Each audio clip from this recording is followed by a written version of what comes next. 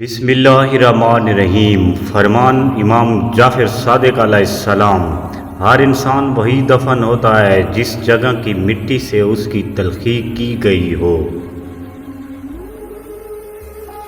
ماں بچوں کو دونوں چھاتیوں سے دودھ پلائے، کیونکہ ایک کھانے کے غوث ہے اور دوسرا پانی کا۔ اور یہ بھی فرمایا جو لوگ 21 مہینے سے کم دودھ پلاتے ہیں وہ اپنے بچوں پر ظلم کرتے ہیں۔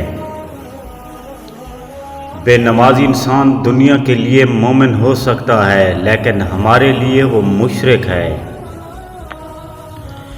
جس شے کی حقیقت کے بارے میں جب تک تمہیں علم نہ ہو اس کے متعلق کلمہ خیر سے کچھ نہ کہو۔ لوگ اپنی نیکیوں کی وجہ سے اپنی مقررہ مدت سے زیادہ جی رہے ہیں اور مقررہ مدت پر مرنے والے کم ہیں، جبکہ گناہوں کی وجہ سے مرنے والے زیادہ ہیں۔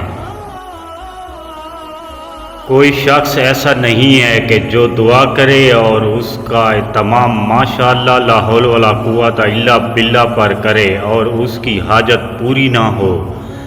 فرمان امام علی علیہ السلام، اگر تمہیں دین یا دنیا میں کوئی مسئلہ درپیش ہو تو وضو کرو اور ہاتھ اٹھاؤ اور 7 مرتبہ یا اللہ کہو، پھر حاجت مانگو، اس کا جواب دیا جائے گا۔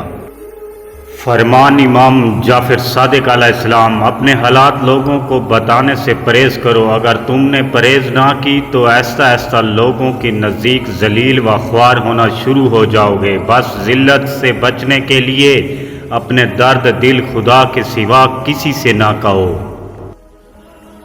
فرمان امام جعفر صادق علیہ السلام، شادی شدہ کی 2 رکعت نماز غیر شادی شدہ شخص کی 70 رکعتوں سے افضل ہے۔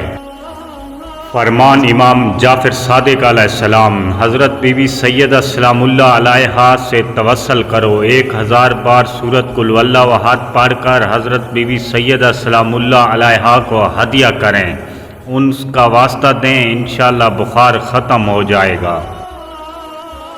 حضرت موسیٰ علیہ السلام سے پوچھا گیا آپ نے موت کا ذائقہ کو کیسا پایا ہے؟ کہا کانٹے دار شاخ کی مانند جسے روئی میں ڈال کر دبا کر کھینچا جائے۔ اللہ پاک نے ارشاد فرمایا، اے موسیٰ یقیناً ہم نے آپ پر نرمی کی۔ اللہ عز و جل کا ارشاد گرامی، اور جب انسان کو تکلیف پہنچتی ہے تو لیٹا بیٹھا اور کھڑا ہر حال میں ہمیں پکارتا ہے، پھر جب ہم تکلیف اس سے دور کر لیتے ہیں تو بے لحاظ ہو جاتا ہے اور اس طرح گزر جاتا ہے کہ گویا کسی تکلیف پہنچنے پر ہمیں پکارا ہی نہ ہو۔ ویڈیو اچھی لگے تو سبسکرائب کرنا نہ بھولیں۔ اللہ نگہبان۔ دعا گو ساگر۔